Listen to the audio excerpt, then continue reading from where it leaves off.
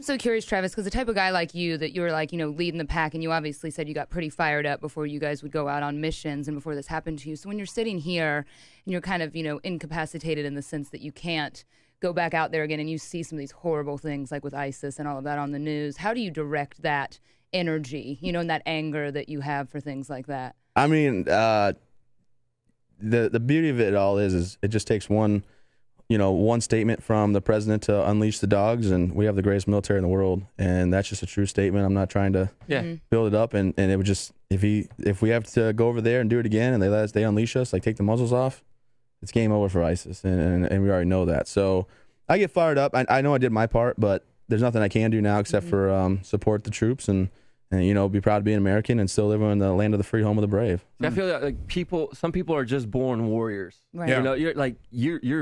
You're born that way. I feel like you were born to be what you are.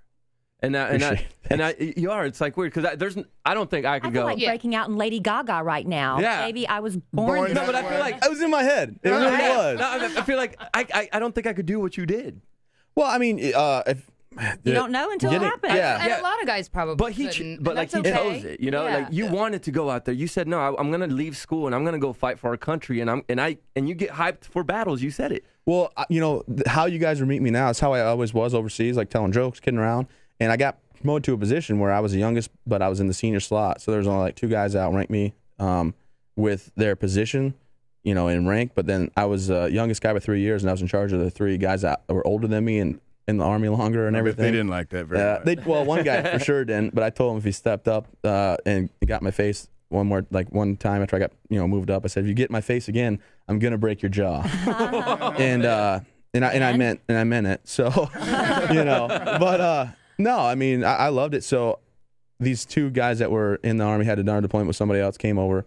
They come in and we went in our first patrol that deployment. Huge firefight ensued. Really cool things. A guy I wanted to punch in the face actually tore his ACL and MCL in the middle of a dry riverbed. So I my first start's like, 3rd squad, go get whatever. And I said, hey, don't worry about it. Top, here you go. I threw my M4 to him. I ran down to the wadi, picked him up, ran out or whatever.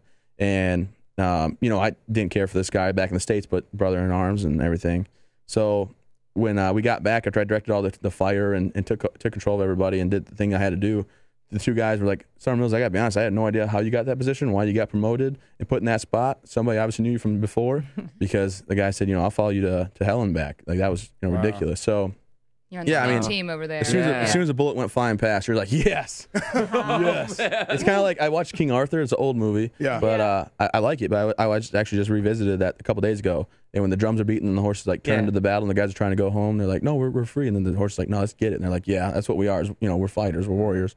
It's how I felt. Like guns are blazing, bullets zooming. I'm just like, that's where I'm going. There you go. Dude, if I get in a bar fight, I'm calling you. Yeah. You don't want to get within the 3 inches. He runs in the opposite direction. You don't want it. I'll be honest. So when people watch your documentary, first of all, I'm not allowed to complain about anything in life again. Is anyone allowed to complain in front of you? Absolutely. Okay, right? I tell people when I go and speak, I don't really just say snap fingers, look at your toes. I tell them, I say, look, your problems are your problems. I don't judge my problems based on what your problems are. I think mine are higher. Everybody's going through something. I don't know if you personally have maybe an illness that you can't get over, or if your mother's has some terminal illness or things like that. I don't know what's going on with you, so I don't hold my problems any higher than anybody else. And everybody can have their own things they're dealing with. And on top of that, I don't hold my service any higher than anybody else. So anybody that served, thank you for your service. I don't well, look what I did for my country. I'm better than you. I don't hold myself on a pedestal. I just had a rough day at work. Case of the old Mondays. Yeah. And, nothing you can do. But and when it comes down to it, there's really nothing you can do but get better. Yeah. And I like that. You're living proof that you can pick yourself back up and better yourself no matter what happens. Absolutely. And, I mean, there's so many doors that have opened from this. I would never do this again. But if I could go back to April 10th and I could be like, I'm gonna find this IED and not do this, I would.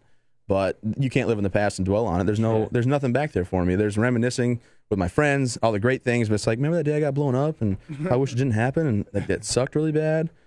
Oh, man. That's just not going to be me. What's the point of doing that every day of the rest of your life? Yeah. I had this one guy at the hospital. He was a double-leg amputee and, kind of kind of an angry guy, like never really accepted. I don't know if he even has yet. But I was trying to help him out. He's like, "You're part of the Everything's Great Club. Oh, lost arms, legs, everything's great." Yeah. I looked at him and said, "Hey, man, like I got to be honest. I'd rather be the way I am than have 50, years left and be miserable and bitter about it. Brother. You got to move through it, And that's the only message I can tell people. Like life sometimes gets hard and throws curveballs. Just look at the opportunities that you have. I'm still here. Like I told the doctors in Coronado, I said, I'm still here to enjoy my daughter's birthdays, to take my wife on dates for our anniversary, to see my parents. And there's so many guys out there that lost their lives, guys and gals that have lost their life in the name of, or in the line of service. And their families would give anything to have them in my situation. I mean, I'm all here up top. There's guys that are still around that can't talk or function and things like that. Even guys that are paralyzed the neck down, that can't move their hands anymore because a bullet hit them in the spine or something. Everybody has their own burdens to bear and injuries. I don't hold myself anywhere except for I know what I'm dealing with and how to get through it. And you're helping people. And you say you don't consider yourself a hero in your movie, but that's what makes you a hero, is what you're doing now. It was just a normal day at work that went ugly. I know. But what you did after is what makes you a hero. You stood back up. Let's talk about your foundation. Absolutely. And what you want to do with it. What's the goal with the Travis Mills Foundation? Well, I'm going to backtrack. So in the hospital, we went on all these great trips, but these guys were going to these trips, learn how to kayak, how to ski, how to do all this stuff, but they couldn't take their families. And I thought, it's so much fun when I can incorporate my family. And luckily for me, I was able to take Kelsey because I had a little extra help getting all my stuff on. So I got to take my wife with me on these trips. And I thought, well, Maine has all the same terrain as, Colorado and these other trips. Let's just have a veterans family camp for all veterans to come up to, and we'll have different weeks, PTSD, TBIs, guys with amputations, and just go right down the line and then have different activities for them to relearn how to do with their families and bring their families out. So what I do is I try to bring families up that have kids that are able to get back out there. Like when I learned how to go snowboarding, it was me thinking, you know what's great? My daughter's going to learn how to snowboard or ski. My wife skis already, and I'm going to be able to go to the mountain and just no one's got to help me. I'm going to learn how to do it now and get it done with. So I've had guys come up the last 2 years to Maine. We've had, had our own camp that we hosted at different locations. Yeah. And these guys come up with their families and they learn how to kayak, how to snowboard, or not snowboard, I guess, how to kayak, go water, tubing. Yeah. Like it's kind of crazy, like water tubing, like me and fun. Things like that. Go swimming. I got to take my first time swimming with my daughter. Like she had a life vest on. She was like a year and a half. And take her out in the water with me swimming, and it's just truly an amazing thing. So the foundation is started to help veterans and their families learn they can get back out there and achieve great things and be part of everyday society. Because for me to see an amputee, maybe once a month where I live, maybe once every 2 months, and guys really want to, in my situation, might want to sit in the house and not do that because they don't want to be incorporated back in society. Whereas me, I'm out every day. I'm like, hey, everybody, how's it going? Everybody knows me. Matter of fact, the local place down the street, they have a sandwich called like a chicken bomb or whatever. And I greased it up a little bit. I put bacon, jalapenos, and pepper jack cheese. And then I said, the guy's like, it's a T-bomb, it's like a Philly cheesesteak with chicken. And he's like, it's a T-bomb. I said, yeah, it's so good to knock your arms and legs off. And actually, he just did a new menu. I haven't had one like 4 or 5 months. I'm trying to lose weight, but I wasn't at the beginning because I was eating like crazy. But they actually just put a new menu up. And they put the T-bomb on there as an actual sandwich, and they're gonna have me come in and take a picture and eating it. Yeah, but that's so. I'm really out for helping veterans, and we also have counselors on station if they want to talk. And I got my best healing at Walter Reed, not from talking to mental health. Not that they're not important. Actually, the lady walked in my room, and every time I faked like I was sleeping. And then one time I was up eating a bowl of cereal, and she come in, and I went, oh. Gotcha. Yeah. No, I fell back in my bed and faked stuff. She goes, what are you doing? And I just gave her my name, rank, and social, and she's like, huh? I was like, that's all you tell the enemy. And my wife's like, you got to stop. Because I don't want them taking like my guns or tell me I have something I don't have. And I ended up talking to her, and then she clearly was like, yeah, actually, you're okay. I don't know how you are. You're fine with this. Like, you've accepted it and moved on. But they have counselors in place, and also just my best feeling came from other guys, same situation, with families. With kids. Not that you can't come up if you don't have a family. You're more than welcome to come up. We've had great success the last 2 years, and big news coming up on next Thursday. We're purchasing a property, and I'd love for everybody to follow me on Twitter and Instagram and Facebook. All that. What's your handle, Travis? At SSG Travis Mills. I still hang on to it. I know I'm retired, but I still hang on to it. That's your thing. But the Facebook page will have it, and on Thursday I signed the paperwork, and there'll be a huge announcement. And we're looking for we need funds. Obviously, that's why. Every nonprofit needs funds. I don't pay myself. I make it very transparent. My wife and me do not pay ourselves. We just want to do this out of the goodness of our heart. And it started with wanting to send packages overseas and help kids get scholarships to now just this big undertaking of this great project. And we've had really great success we had 5 families the first year and 6 families last year, and we're looking to grow to have up to 11 families, 16 weeks out of the summer, and then a couple ice fishing, snowboarding, and skiing throughout the wintertime too. That's beautiful. So you'll make the announcements soon. Absolutely. And that has to make life worth living for, I mean, all of us, even that have all our limbs, making new memories with your family. Well, absolutely. And it was more, I thought, I had to move, I had to pick anywhere I wanted to live. Gary Sneese Foundation built me a beautiful smart home. That's what he does. If you don't know who Gary Sneese is, Lieutenant Dan from Forrest Gump. Yeah, Really?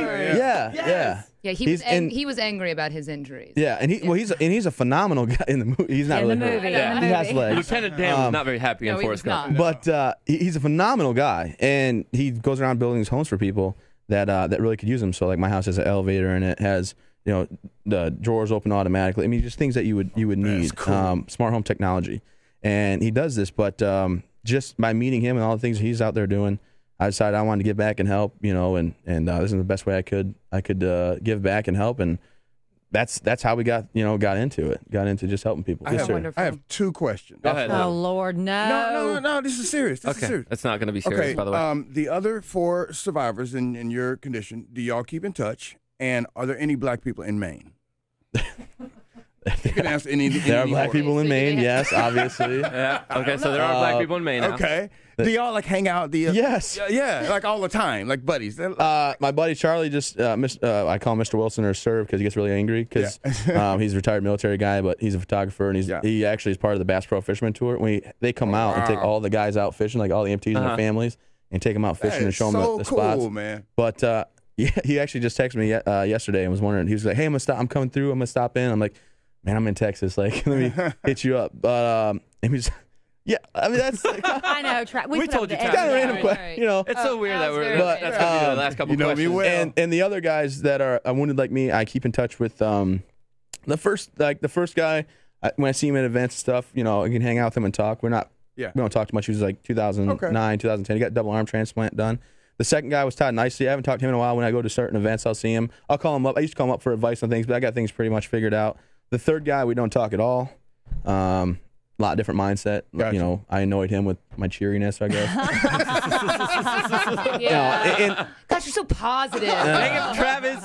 And then the fourth guy, he's probably the best one. I would say he's just so devilishly good looking, and I just want to be his best friend. And Bromance. Yeah. what's me? And then the fifth. It's a one-sided bromance. Yeah, I'm totally. sorry, Travis. And then the fifth one's actually, I keep in touch with him quite a bit. He was hit a month after me.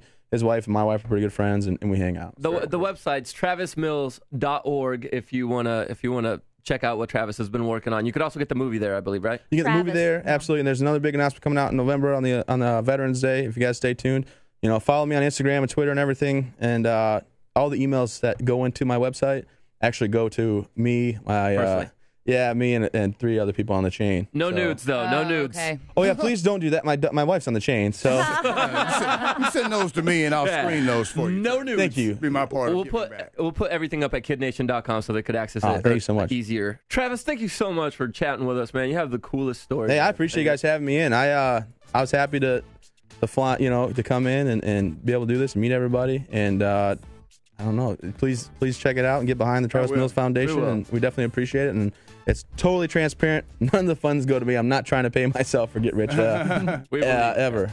And then so thank you guys so much. Thank you for your Travis. service. Give it up for Travis Mills. Again, you can't hear me clapping. I know. I know.